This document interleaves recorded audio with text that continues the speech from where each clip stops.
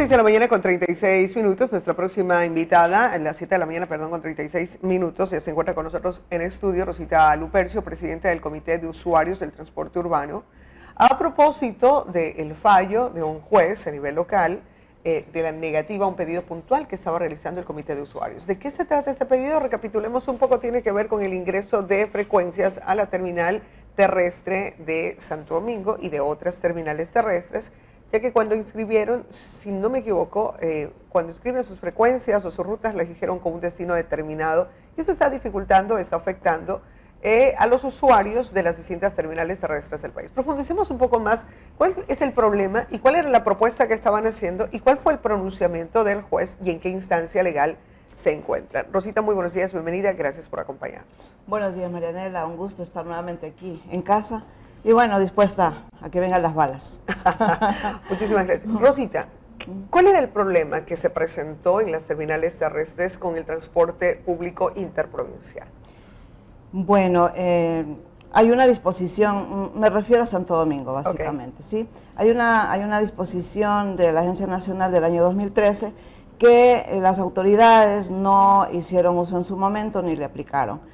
Pero en este año 2019 la UCOTIPSA, que es la Unión de Transportistas Interprovinciales de Santo Domingo de Pasajeros, pues insistió en que la Agencia Nacional haga dé cumplimiento a ese documento. Ok, ¿qué decía ese documento del 2013 que no había entrado en vigencia? En uno de sus artículos, y básicamente el que nos refiere al tema, decía en su primer párrafo, porque tiene dos párrafos, que se rijan estrictamente las empresas públicas a dar cumplimiento a los contratos de operación de las operadoras de transporte interprovincial. Pero más abajo decía que no se tomen acciones que afecten directamente al usuario, porque en este momento se está llevando un estudio, un plan de movilidad a nivel nacional que aparentemente va a ser puesto en vigencia en enero del 2020. Entonces, si no hay un estudio que te pueda decir que le hace bien o le hace mal al usuario, no debió haber entrado en vigencia una normativa. ¿Qué es lo que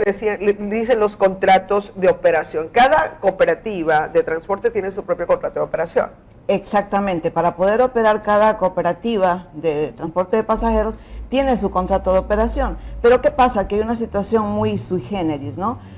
Hay muchas operadoras que han venido elaborando 30, 40, 50 años atrás, cuando Santo Domingo incluso ni siquiera era cantón todavía. Y ya entraban a Santo Domingo. Ni siquiera era provincia todavía. Ni siquiera la terminal terrestre era manejada por el gobierno municipal, sino pertenecía al Consejo Provincial. O estaban en las calles o de Santo Domingo. Exactamente, o estaban en la terminal de la 29 de mayo, ¿no?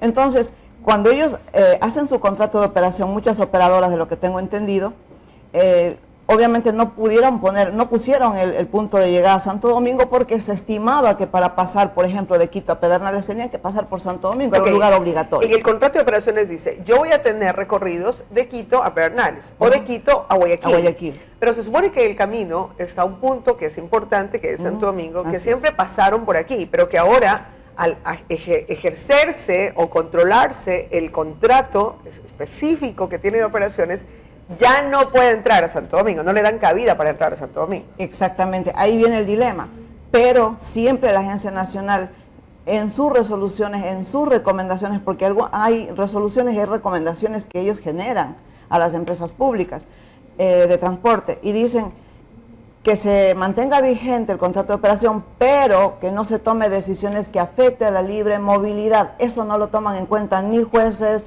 ni autoridades, ni nadie, lastimosamente. Ahora, aquí tiene que tomar y meter mano la Agencia Nacional de Tránsito, porque lo que hizo la UCOTIP, la Unión de Cooperativas de Transporte Interprovincial de Santo Domingo, fue en respuesta a una medida que la tomaron también en Quevedo, porque en Quevedo decían que no ingrese las cooperativas de transporte de Santo Domingo, es decir, Saracay, por ejemplo, que sale de Santo Domingo y que tiene Quito, Santo Domingo, ellos colocaron Quito, Santo Domingo, Guayaquil, por ejemplo, pero una de las cosas que hacían era siempre entrar a Quevedo, ¿no es verdad? Y los que hemos viajado en transporte público lo sabemos.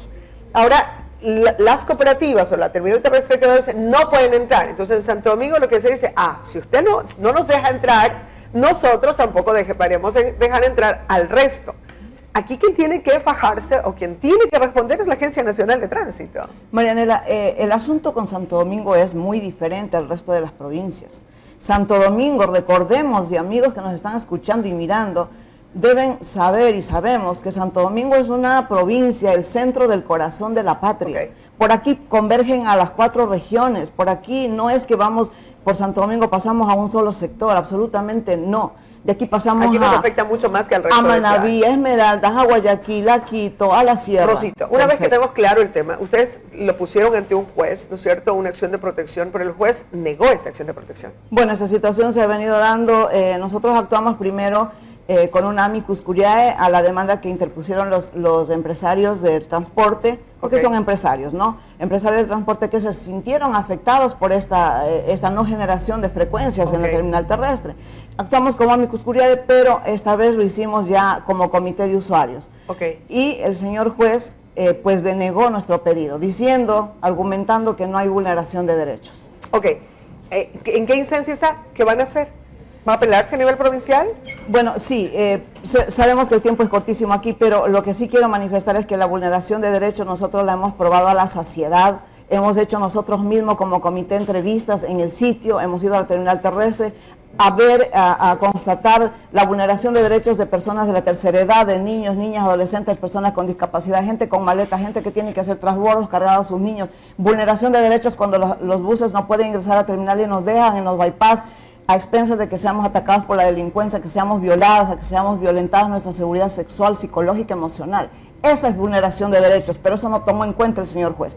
Ahora, obviamente, claro, todavía no hemos recibido notificación ni como comité ni como nada, pero entiendo que una vez que él nos notifique el señor juez, nosotros apelaremos. Estaremos pendientes precisamente de cuál va a ser ese pronunciamiento. Rosita, muchísimas gracias por habernos acompañado. Gracias a ustedes. Buenos días.